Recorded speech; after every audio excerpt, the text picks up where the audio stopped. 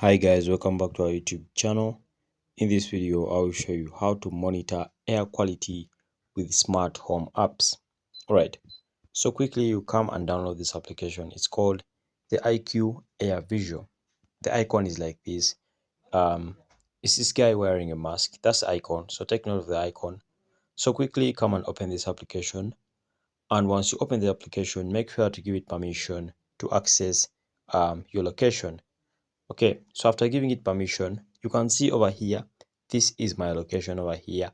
I'm in this arena over here, which is called the KCC Omondi Stadium, within the stands, but below. Okay, so over here, the air quality is literally moderate.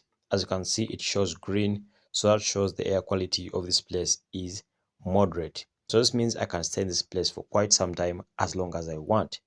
And even if you access this application, you yourself, you see the air quality of the places you are in. If you come here to the exposure, if you see the green, it means it's good. If it's yellow, it's moderate. And if it's red, then the air quality of that place is totally dangerous. As you can see over here, green means good, moderate means yellow means moderate, and the rest. So simply that's it guys. Thanks for watching. Like and subscribe. We shall meet.